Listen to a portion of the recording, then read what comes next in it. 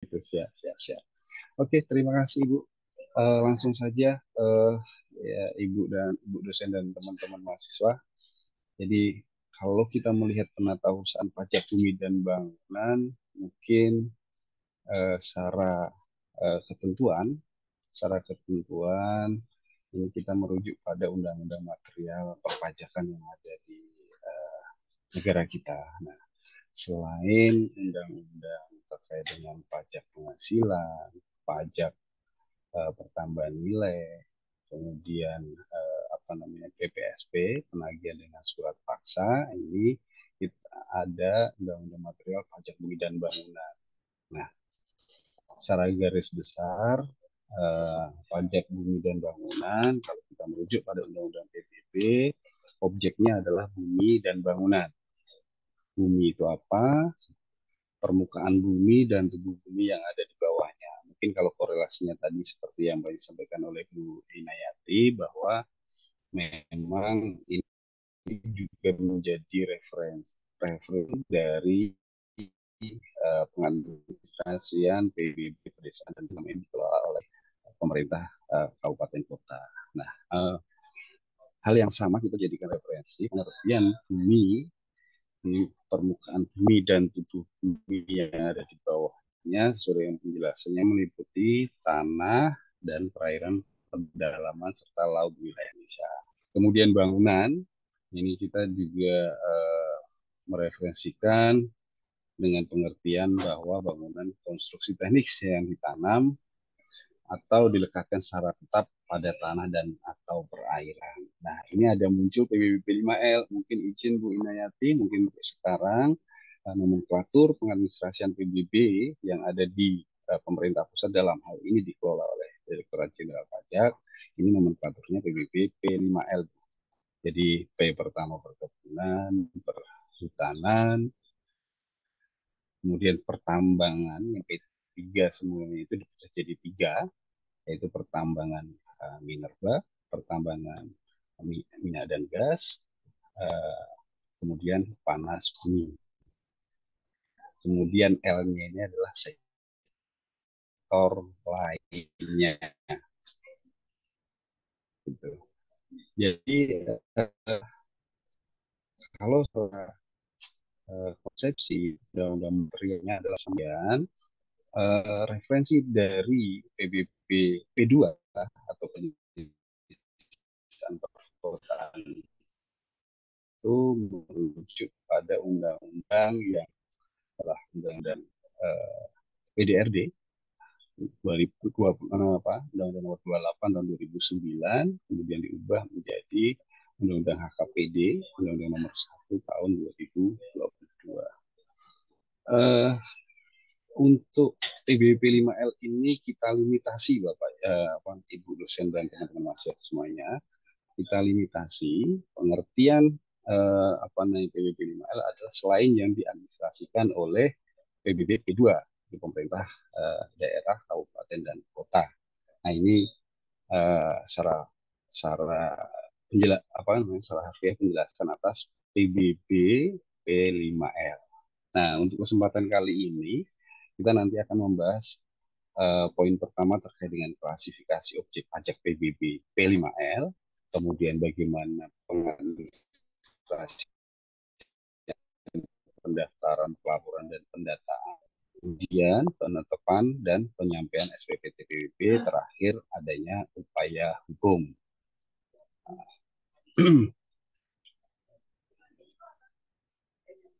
Pak Danar, mohon maaf, ini ada mahasiswa yang agak kesulitan mendengar suara Bapak. Tidak apa-apa kalau Bapak untuk off cam dulu, jadi Iya, PPT-nya saja. Terima kasih, Pak. oke, siap, siap. Apakah sudah terdengar jelas? Tes. Iya, lebih jelas sekarang, Pak. Halo Ibu. Oke, siap Iya, Ibu. lebih Terima jelas, kasih Bu Pak. atas masukannya. Mungkin nanti kalau ada, iya, kalau ada gangguan lagi kami minta tolong untuk dikonfirmasi. Siap. Yang pertama terkait dengan klasifikasi objek pajak. Nah, seperti yang kami sampaikan tadi, nomenklatur untuk pengadministrasian pajak bumi dan bangunan di Direktorat Jenderal Pajak meliputi objek pajak PBB, perkebunan, perhutanan, pertambangan migas, pertambangan panas bumi, pertambangan mineral, dan sektor lainnya.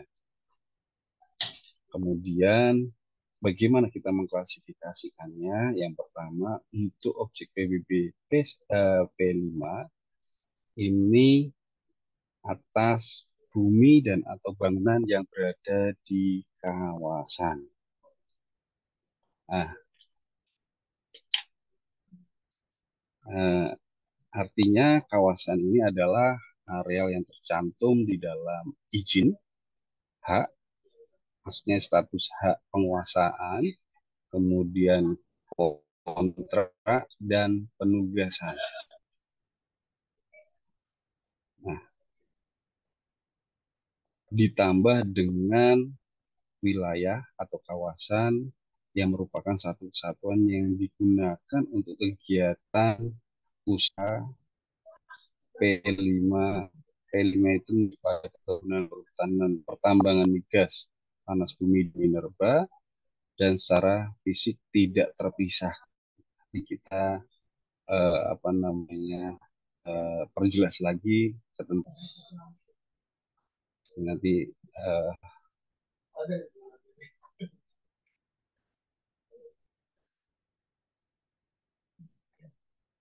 di mana tadi ketentuan konsep kawasan yang kita administrasikan berupa dokumen sumbernya adalah izin, hak, kontrak, dan penugasan. Ini untuk dan usaha kebunan ini berupa izin usaha perkebunan biasa. Ini di sini di dalamnya adalah terdapat budidaya ditambah dengan pengolahan, kemudian izin tetap usaha budidaya kebunan, dan atau hak guna usaha untuk perkebunan. Ini untuk sektor perkebunan. Untuk sektor perhutanan, ini ada di izin usaha penguasaan hutan, kayu, bukan kayu, kemudian registrasi, kemudian penugasan ini untuk perhutani. Nah, nanti mungkin ini apa namanya banyak case. Nah, nanti ini untuk penugasan di tanggal 21-nya nanti akan kami sampaikan. Nah, kemudian untuk pengusahaan minyak dan gas bumi, ini dokumen objeknya tertuang pada kontrak kerjasama. Kemudian panas bumi, ini ada di perizinan panas bumi, kontrak operasi bersama pengusahaan sumber daya panas bumi, izin pengusahaan sumber daya panas bumi, penugasan pengusahaan panas bumi. Ini biasanya dikelola oleh teman-teman dari K3S dan SKK Migas. Kemudian untuk pengusahaan di sektor mineral atau batu bara, dokumen objeknya ada di dalam izin usaha pertambangan khusus, izin pertambangan rakyat, kontrak karya, perjanjian karya pengusahaan pertambangan batubara PKP 2B. Kemudian di sektor lainnya, kalau terkait dengan dokumen objeknya dapat merujuk pada SIUP, yaitu surat izin usaha perikanan dan surat izin penangkapan ikan. Untuk sektor lainnya ini untuk objek yang berada di wilayah perairan. Nah, atas areal atau bumi yang ada di dalam PBB 5 LI berdasarkan pada dokumen izin tersebut, di mana ditetapkan secara apa namanya, salah satu kesatuan yang digunakan untuk kegiatan tersebut yang tidak terpisahkan. Oke.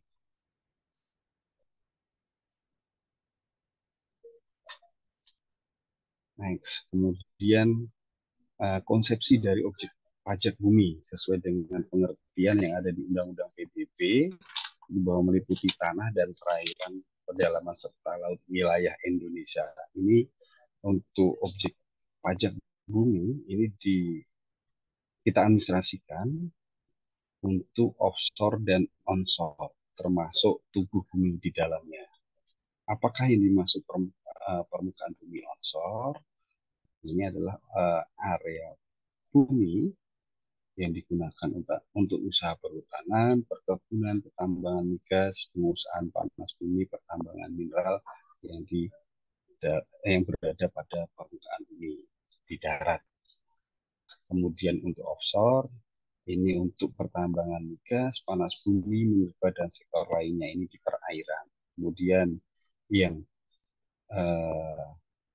untuk tubuh bumi adalah permukaan bumi yang berada di dalamnya untuk kegiatan usaha pertambangan gas, pengusahaan panas bumi, dan pertambangan minerba. Kemudian untuk klasifikasi bangunan, ini merefer pada definisinya adalah konstruksi teknis yang ditanam atau diletakkan secara tetap di kawasan atau di sini ada di permukaan bumi dan di perairan. Konsepsi dari objek pajak bumi dan bangunan P5L. Nah, kemudian kalau kita melihat dari lebih dalam lagi,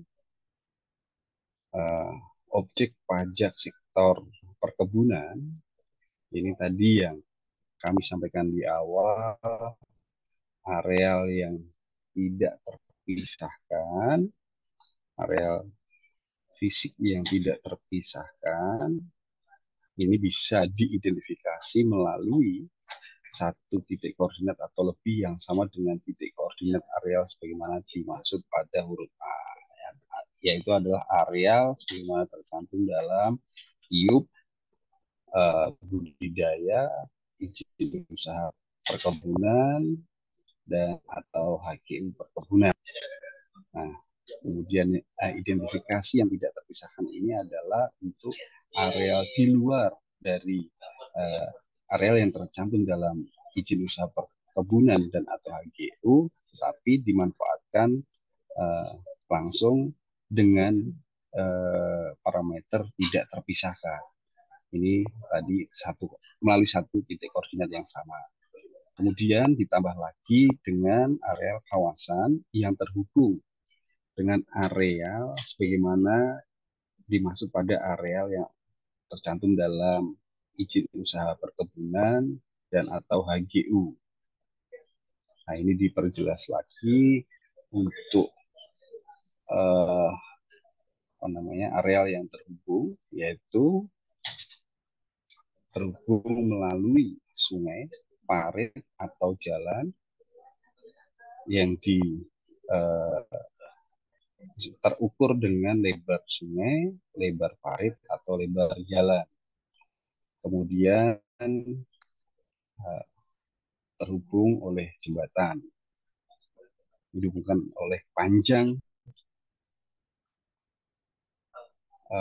jembatan, dan termasuk pengertian jembatan yaitu jembatan dengan segala jenis bahan dan konstruksi apapun bentuknya, apakah dari beton atau dari besi atau dari kayu. Nah, ini apabila terdapat kegiatan pengusahaan areal atau kawasan yang menghubungkan dengan areal atau kawasan yang ada di IUP melalui jembatan, kemudian melalui sungai, parit, atau jalan. Nah, ini dikategorikan dalam satu penguasaan secara fisik yang tidak terpisahkan.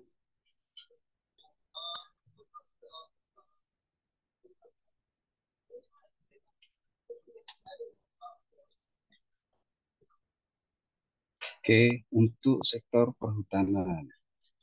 Tadi bumi yang berada di kawasan perhutanan ini sesuai dengan dokumen objeknya itu diusahakan baik kayu, bukan kayu, ataupun penugasan di perhutani. Ini luas dan subjeknya, siapa yang bertanggung jawab atas penguasaan tersebut atau penugasan tersebut ada di dokumen tersebut.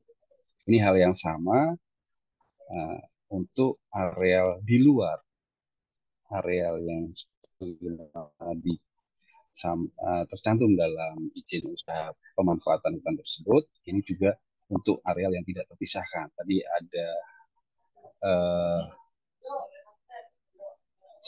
memiliki satu titik koordinat dan area yang terhubung melalui sungai, parit, jalan, dan atau jembatan.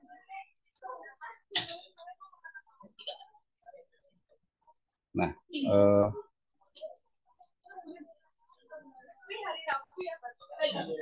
untuk objek PWP sektor pertambangan migas ini tercantum dalam dokumen objeknya berupa kontrak kerjasama. Ini antara pengusaha dengan negara yang dalam hal ini dibagi oleh Kementerian ESDM. Nah, untuk objek buminya yang berkaitan masih secara konsepsinya masih sama. Nah, mungkin di sini ada tambahan lagi karena pengusahaan minyak dan gas bumi ini butuh media untuk penyaluran minyak dan atau gas bumi, yaitu berupa jaringan pipa, sehingga penjelasan di dalam areal yang terhubung ini ada tambahan jaringan pipa. Apa jaringan pipa? Yaitu jaringan pipa yang dikuasai oleh subjek pajak atau wajib pajak dengan segala jenis bahan dan konstruksi yang digunakan dalam kegiatan usaha hulu minyak dan gas bumi.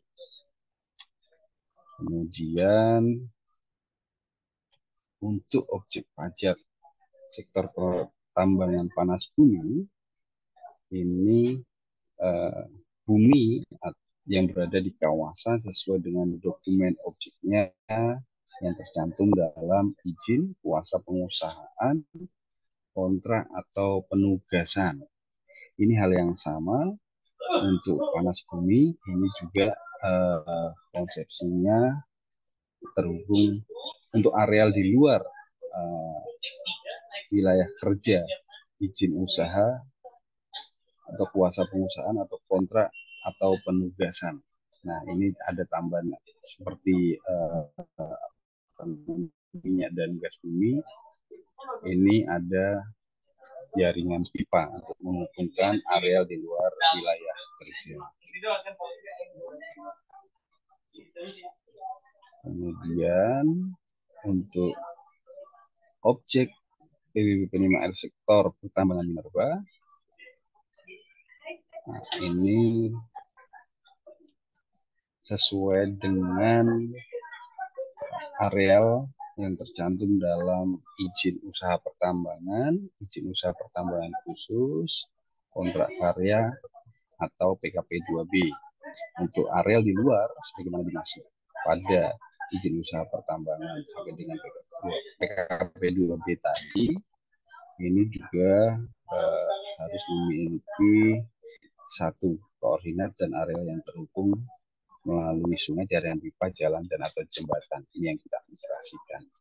Kemudian yang terakhir terkait dengan objek pajak sektor lainnya. Nah, pada intinya adalah bumi yang kita administrasikan di sektor lain, bumi dan atau bangunan yang berada di wilayah perairan dan wilayah yurisdiksi bagaimana diatur dalam undang-undang mengenai kelautan selain yang diatur dalam undang-undang HKPD dan selain sektor perkebunan, sektor perhutanan, sektor pertambangan migas, sektor panas bumi, atau selain sektor pertambangan mineral dan batu bara. Objeknya berupa apa saja? Ini ada perikanan pembudidayaan ikan yang tadi yang kami sampaikan ada dokumen SIUP dan SIP-nya. Kemudian ada jaringan pipa, jaringan kabel, dan fasilitas penyimpanan dan pengolahan. Nah, ini biasanya bangunan. Bangunan ini berupa kapal yang dilekatkan di atas perairan yang ditanam secara tetap. Nah, untuk klasifikasi objek ini mungkin kami sampaikan ada yang ingin ditanyakan atau kita lanjutkan. Nah, kami tunggu. Ada yang ingin bertanya? Dari jurusan ataupun mahasiswa? Silakan teman-teman kalau ada yang ingin ditanyakan langsung.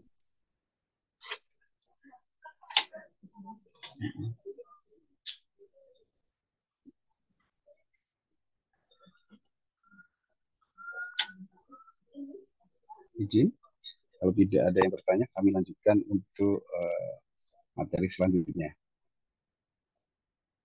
Apakah masih ada? Jadi itu tadi objek-objek yang kita administrasikan selain PBB Perdesaan Perkotaan yang diadministrasikan oleh pemerintah daerah kabupaten kota. Objeknya terlebih dahulu klasifikasinya. Jadi pada dasarnya untuk PBB P2 Perdesaan Perkotaan sesuai dengan Undang-Undang HKPD, selainnya kita administrasikan oleh pemerintah pusat dalam hal ini Direktorat Jenderal Pajak. Jadi P5L nomenklatur kita adalah perkebunan, perhutanan, pertambangan migas, pertambangan panas bumi, pertambangan mineral dan batu bara, terakhir dengan sektor lainnya. Objeknya dan subjeknya kita lihat dari mana? Adalah pada dokumen objek yang tadi kami sebutkan. Mulai dari izin, hak, ataupun kerjasama, dan atau penugasan. Itu dokumen objek. Oke, kalau tidak ada pertanyaan, kami lanjutkan terkait dengan exception, pengecualian. Apa yang kita kecualikan, yang tidak kita administrasikan, yaitu objek-objek PBB yang masuk menjadi klasifikasi objek PBB sesuai dengan undang material kita, objek bumi dan bangunan, dikecualikan sesuai dengan pasal 3. Itu apa saja? Yang digunakan semata-mata untuk fasilitas umum. Fasilitas umum itu apa saja?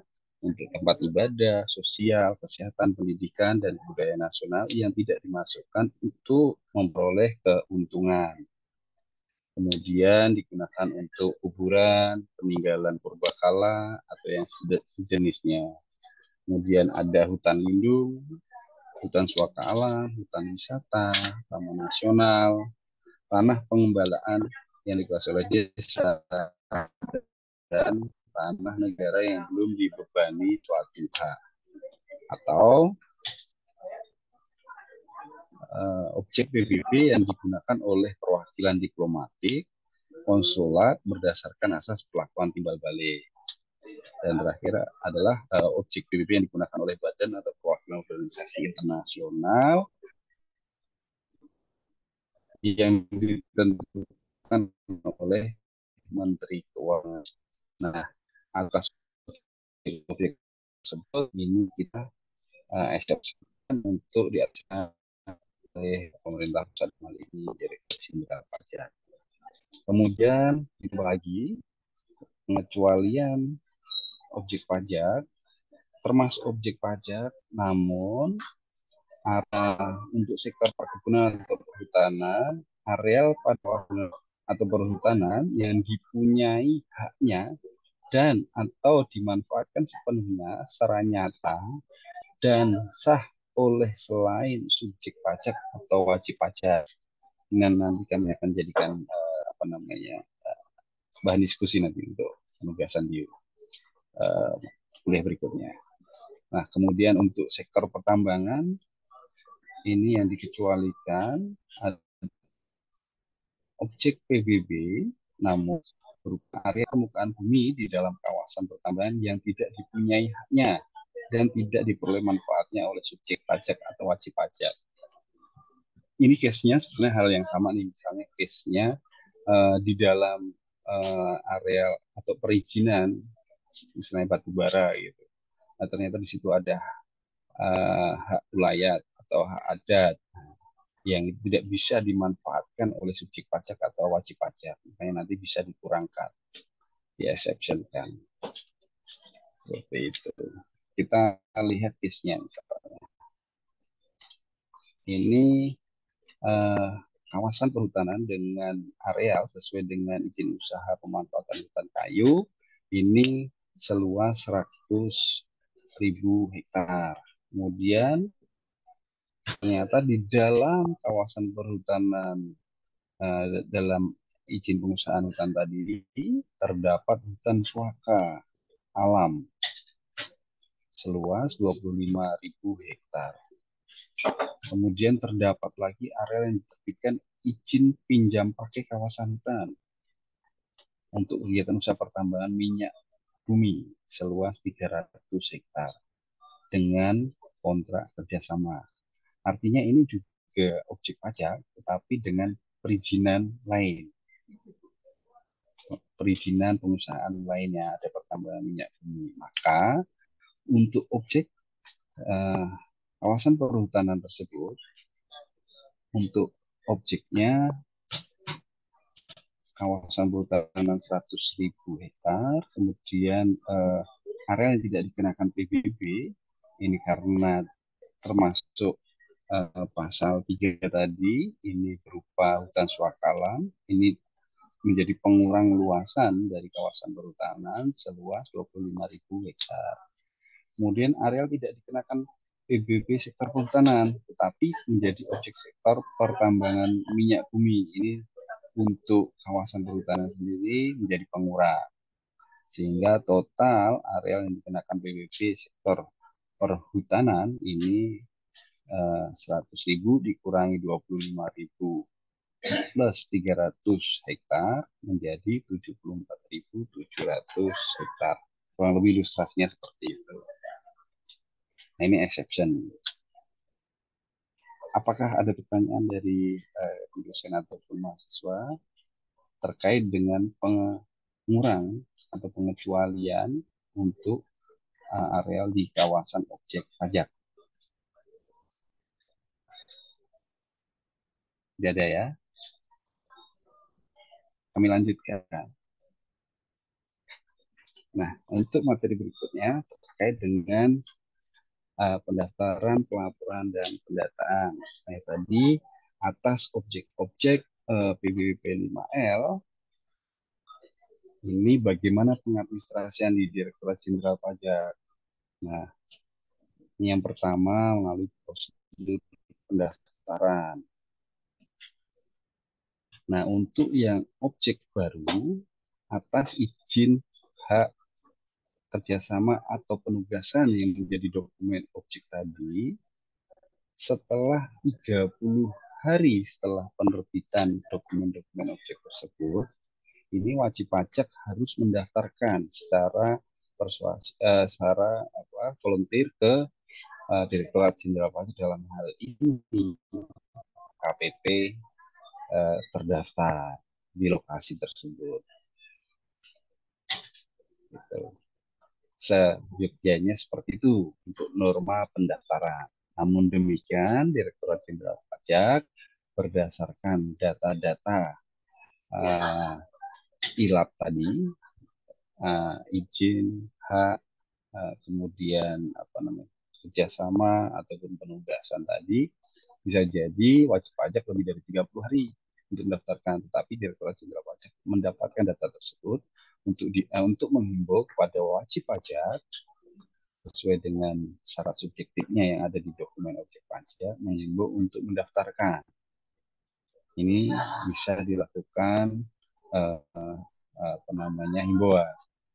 Namun untuk objek pajak yang sudah terdaftar, untuk penerbitan surat terdaftarnya ini bisa langsung dilakukan secara jabatan. Nah, produk dari prosedur pendaftaran ini adalah berupa untuk objek pajaknya berupa nomor objek pajak, untuk subjeknya ini direlasikan diterbitkan surat keterangan terdaftar PBB, SKT PBB. Jadi produk dari prosedur pendaftaran ini adalah SKT PBB. Fungsinya untuk apa, Bapak Ibu? Maaf, Ibu dosen dan teman-teman mahasiswa. SKT ini untuk merelasikan antara objek pajak yang berupa identifikasinya adalah nomor objek pajak NOP dengan subjek pajak. Subjek pajaknya apa namanya identifikasinya melalui NPWP, nomor pokok wajib pajak. Ini direlasikan melalui surat keterangan terdaftar PBB. Fungsi yang kedua ini untuk dalam rangka pelap. Nah, pelaporan ini bagaimana wajib pajak untuk objek pajak yang dimiliki atau terrelasi dengan subjek pajak ini wajib dilaporkan melalui SPOP, surat pemberitahuan objek pajak.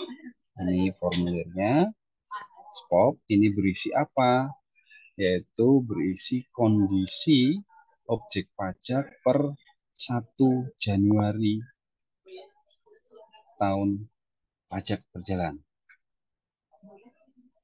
Nah, ini untuk saat ini pelaporan objek pajak melalui SPOP ini ada dua dua tahap sesuai dengan sektor PBB yang kita administrasikan.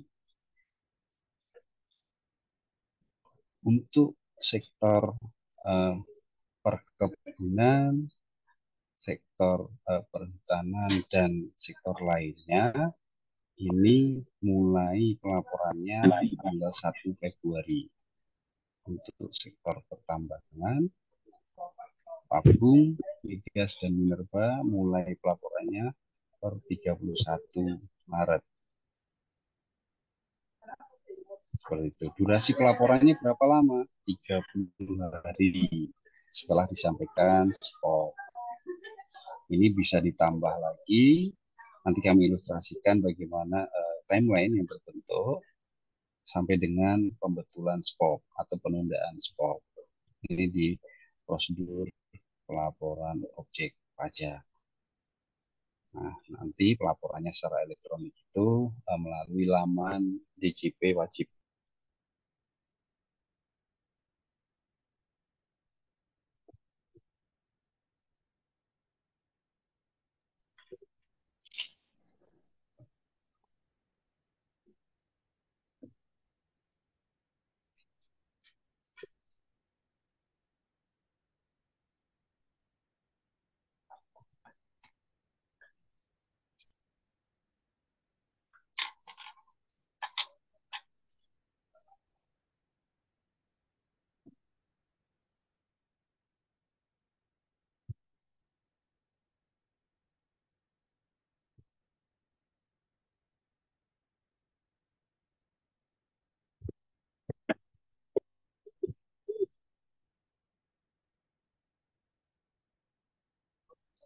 Halo, Iya, Pak. Ini saya mau izin Bu. mm-mm. Tadi ada gangguan tadi. Oh, Iya, tidak apa-apa, Pak. Silakan. iya, iya kami lanjutkan Ibu ya. Oke,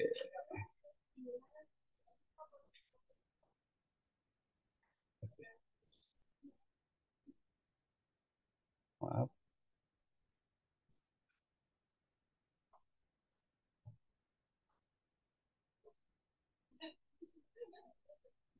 Oke,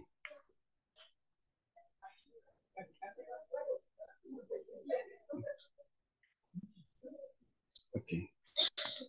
Kemudian tadi untuk pelaporan sudah Ibu ya, terkait dengan produknya ada di SPOP.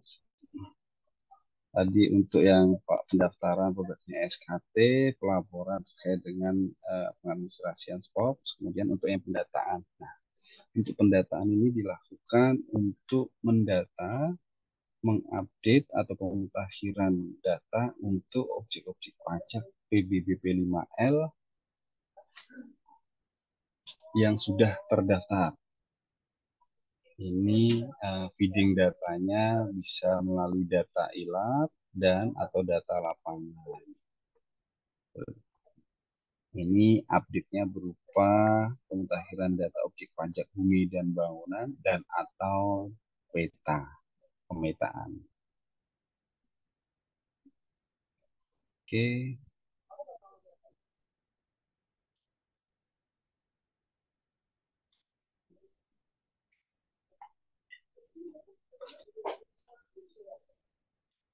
ini alur secara teknisnya.